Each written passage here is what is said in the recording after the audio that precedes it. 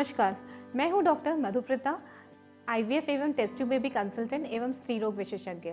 और आज की इस वीडियो में बात करने जा रहे हैं हम बहुत ही एक कॉमन टॉपिक के बारे में, जिसे कहते हैं पीसीओडी। पीसीओडी यानी पॉलीसिस्टिक ओवेरियन डिजीज़। हमने लास्ट वीडियो में बताया था कि पीसीओडी होता क्या है और डिफरेंट एज ग्रुप में पीसीओडी के सिम्टम्स कैसा होता है और ये कैसे पीसीओडी दर्शाता है। और इस वीडियो में हम बात करने जा रहे हैं स्पेशली रिप्रोडक्टिव एज ग्रुप की फीमेल्स के बारे में। रिप्रोडक्टिव एज ग्रुप में अगर हैं आप और आपको पीसीओडी है, तो हो सकता है जब आप प्रेगनेंसी के लिए ट्राई करें या कंसीव करना चाहें तो उस समय आपको दिक्कतें आ रही हैं और प्रॉपर तरीके से प्रेगनेंसी नहीं हो रही है।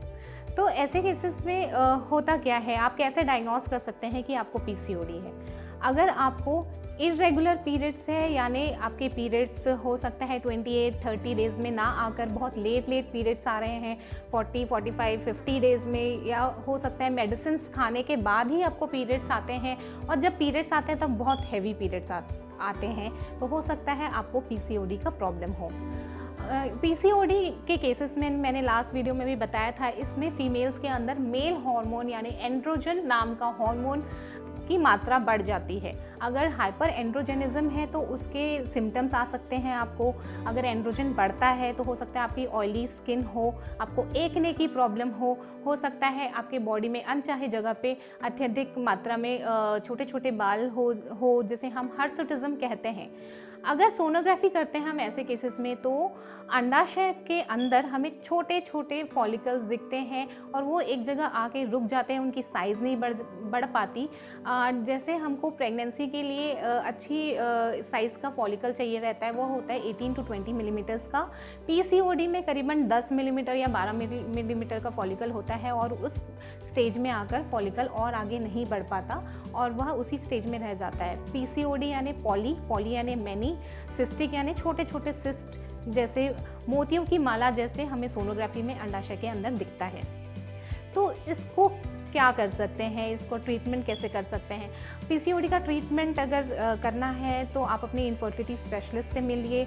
उस पीसीओडी का ट्रीटमेंट करीबन अगर आप ध्यान में रखें तो वो 5 चरण में होता है। सबसे ज़रूरी बात पीसीओडी में होता है लाइफस्टाइल मॉडिफिकेशन या dietary modification. Main stay of treatment of PCOD जो हम कहते हैं वो डिपेंड करता है आपका लाइफस्टाइल कैसा है।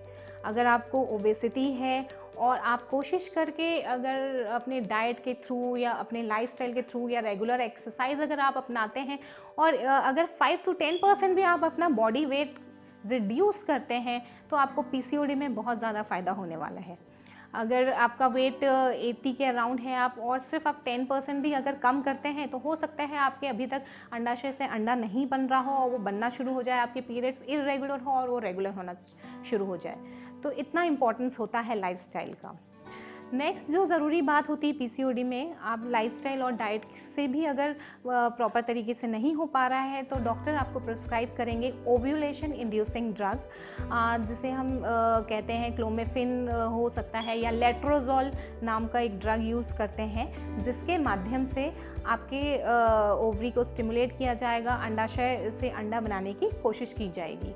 ये मंथ की स्टार्टिंग में 2nd डे से 5th डे के बीच में ये ड्रग शुरू होता है और आप अपने डॉक्टर से मिल सकते हैं और हो सकता है डॉक्टर आपको ये प्रिस्क्राइब करें।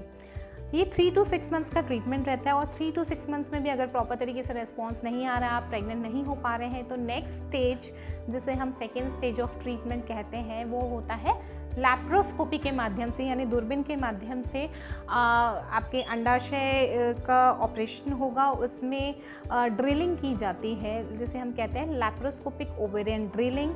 4 से 5 पंचर किया जाता है अंडाशय में, इसके वजह से हार्मोनल थोड़ा बैलेंस हो जाता है, हार्मोनल की मात्रा थोड़ी सही हो जाती है। नेक्स्ट इम्पॉर्टेंट बात होती है, अगर लैप्रोस्कोपी भी हो गया है और अपने ड्रग्स भी ले लिए हैं तो हम कुछ इंजेक्शंस भी यूज़ करते हैं एग बढ़ाने के लिए, जिसे गोनाडोट्रोपिन इंजेक्शंस कहते हैं। एफएसएच या एचएमजी इंजेक्शंस के माध्यम से भी हम कोशिश कर सकते हैं कि प्रॉपर तरीके से अंडे का फॉर्मेशन हो। अगर सारी बातें हो गई हैं और फिर भी आप कंसीव नहीं कर पा रहे हैं या एग बनने में दिक्कत आ रही है और आपने कोशिश किया, तो फिर लास्ट स्टे ऑफ ट्रीटमेंट रहता है आईवीएफ का। आईवीएफ यानी इन विट्रो फर्टिलाइजेशन। इसके माध्यम से हम टेस्ट ट्यूब बेबी के माध्यम से इंजेक्शंस प्रॉपर 10 to 12 डेज़ के लिए लगाते हैं, जिसमें बहुत सारे पीसीओडी पेशेंट्स अच्छे से रेस्पॉन्स कर जाते हैं और इनफर्टिलिटी या पीसीओडी की कंडीशन में आईवीएफ अच्छा ट्रीटमेंट है और काफ़ी सफलता पीसीओडी केसेस में मिलती है। सारे पेशेंट्स को आईवीएफ ट्रीटमेंट की ज़रूरत नहीं है, ये करीबन 20% पेशेंट्स को ही ज़रूरत है। तो अगर आप प्रॉपर चैनल के थ्रू करते हैं, लाइफस्टाइल इंप्रूव करते हैं, डाइटरी मॉडिफिकेशंस करते हैं, कुछ ड्रग्स लेते हैं और अगर ज़रूरत पड़ने पर लैप्रोस्कोपी करते हैं, तो काफ़ी सारे पेशेंट्स यहीं प्रेग्नेंट हो जाते हैं और आईवीएफ की ट्रीटमेंट करीबन 20% पेशेंट्स को ही ज़रूरत पड़ती है। अगर आपको पीसीओडी की प्रॉब्लम है तो बिल्कुल मत घबराइए, अपने डॉक्टर से ज़रूर मिलिए, इनफर्टिलिटी स्पेशलिस्ट से ज़रूर मिलिए और प्रॉपर तरीके से प्रॉपर चैनल के थ्रू, स्टेज वाइज ट्रीटमेंट के थ्रू काफ़ी पेशेंट्स सक्सीड हो जाते हैं। करीबन 80 to 90% पेशेंट्स आराम से प्रेग्नेंट हो सकते हैं। Thank you.